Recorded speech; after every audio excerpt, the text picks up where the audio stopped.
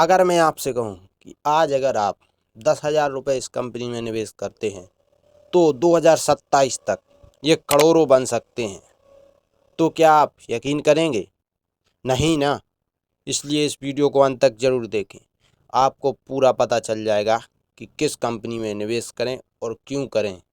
आखिर ये 2027 तक इतना ज़्यादा रिटर्न क्यों देगी। शेयर मार्केट में शेयर खरीदना बहुत बड़ी बात नहीं है, लेकिन सेक्टरों को समझना कि वो कब बढ़ेंगे और कब कौन सा अच्छा ग्रोथ करेगा। इसलिए आपको शेयर खरीदने पर ज़्यादा ध्यान नहीं देना है, लेकिन कंपनी को एनालाइज करने के बाद ही शेयर खरीदने पर ध्यान देना है। इसलिए पहले कंपनी को समझे, बाद में ही शेयर को खरीदें।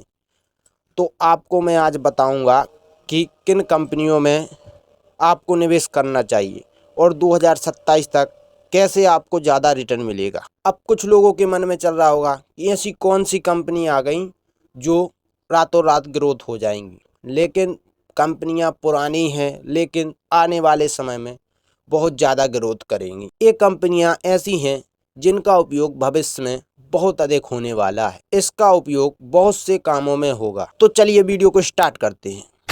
अब समझते हैं वो कौन सी कंपनियां हैं जो रातों रात ग्रोथ होंगी। तो सबसे पहले आती है एआई कंपनी, मतलब आर्टिफिशियल इंटेलिजेंस और टेक्नोलॉजी सेक्टर।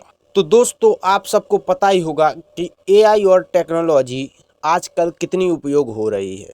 एआई से आप लोग कई प्रकार की वीडियोस वगैरह या फिर फ़ोटो वगैरह कुछ भी कर रहे हैं। एआई के ज़रिए बहुत से काम हो रहे हैं। कई कंपनियां भी एआई के ज़रिए चल रही हैं। अब बात आती है कि ये कंपनी एआई के ज़रिए कैसे ग्रोथ होगी। समझना, एआई एक ऐसी चीज़ है जो भविष्य में आने वाले समय में इतना उपयोग होने वाला है कि आदमी हर चीज़ के लिए एआई का उपयोग होगा। ज़्यादातर मोबाइलों में अभी चैट जीपीटी, जेमिनी वगैरह ये यूज हो रहे हैं, जिनके ज़रिए फ़ोटो वगैरह कुछ बनाए जा रहे हैं। और कई ऐसी कंपनियां हैं जिसमें एआई का उपयोग किया जा रहा है। तो समय के साथ एआई का उपयोग बहुत ज़्यादा होगा, इसलिए आप लोग इस पर भी ज़्यादा ध्यान दें। एआई कंपनी पर भी ध्यान देना ज़रूरी है। ये समय के साथ बहुत ही ज़्यादा ग्रोथ हो सकती है, क्योंकि एआई बहुत उपयोग होने वाला है। अब एआई में क्या क्या आता है, मतलब कि जैसे कंप्यूटर वगैरह, टीवी है, कंप्यूटर है, लैपटॉप, मोबाइल, आप जो भी इलेक्ट्रिक सामान यूज कर रहे हैं, ज़्यादातर उसमें एआई का उपयोग हो रहा है। एआई के ज़रिए बनाए भी जा रहे हैं, वो एआई के ज़रिए आपको दिखा भी रहे हैं कि इसमें क्या हो रहा है। ये सब एआई के ज़रिए हो रहा है, इसलिए ये कंपनी ग्रोथ कर सकती है।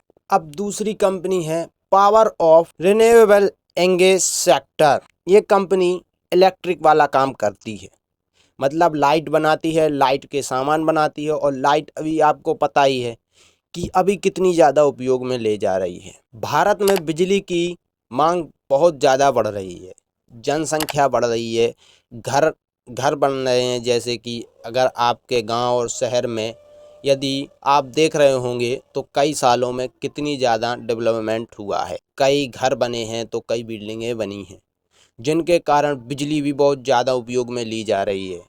और बिजली उपयोग में ली जा रही है, इलेक्ट्रिक वाहन बन रहे हैं, इलेक्ट्रिक साइकिल, मोटरसाइकिल्स और कार वगैरह बहुत से सामान हैं जो इलेक्ट्रिक बन रहे हैं, जिनके कारण इसका डिमांड बढ़ रहा है। ये कंपनी भी धीरे धीरे ग्रोथ कर रही है। यही कारण है कि पावर सेक्टर भविष्य के लिए अच्छा माना जा सकता है, क्योंकि आपने देखा ही होगा कि हर चीज़ में अभी लाइट की ज़रूरत पड़ रही है। जैसे मोबाइल चार्ज के लिए भी, लैपटॉप के लिए, कंप्यूटर के लिए, अब मोटर बाइक्स वगैरह के लिए भी उपयोग होने लगी है।